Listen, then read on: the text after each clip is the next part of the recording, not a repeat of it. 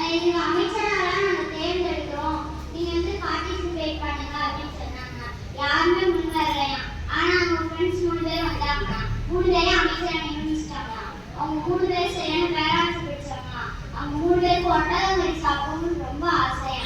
அதனால சிங்கத்தை போய் ஏற்றி விட்டாங்க.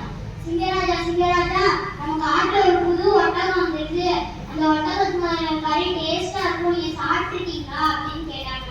நான் சாப்பிட்டது இல்லையே அப்படின்னு சொல்லியிருக்காங்க. அதுக்கு ஒரு ராஜா வந்துட்டு இதை கூடயே சாப்பிடல அப்படின்னு ஏற்றி விட்டான். அந்த ஒட்டகத்தை போய் சிங்கம் பிடிச்சிட்டு வந்துச்சான். அந்த ஒட்டகம் நல்லா பேசுச்சா. அது பேசுறத பார்த்து அவங்க 5 பேரும் ஃப்ரெண்ட்ஸ் ஆயிட்டாங்க.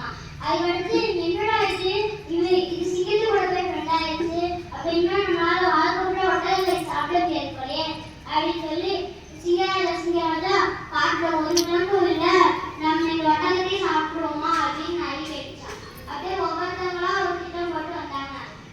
நரி சிங்கராஜா சிங்கராஜா நரி சொல்லிச்சான், நான் என்ன முதல் சாப்பிடுங்க அப்படின்னு சொல்லிச்சான். அடுத்து காக்கா சொல்லிச்சான், சிங்கராஜா சிங்கராஜா என்ன முதல் சாப்பிடுங்க அப்படின்னு சொல்லிச்சான். இவங்க 2 பேரையும் சாப்பிட்டா அவங்களுக்கு வயிறு பசியா இருக்காது, என்ன சாப்பிடுங்கன்னு சிறுத்தை சொல்லிச்சான். இதை பார்த்துட்டு எல்லாரும் ஃப்ரெண்ட்ஸா கேட்காங்கன்னு ஒட்டகம் வந்து என்ன சாப்பிடுங்கன்னு சொல்லிச்சான். எல்லா ஒட்டகத்துக்கு மேல வாயை நினைச்சாங்க. வாயும் போது சிங்கம் இவங்களோட சூழ்ச்சியை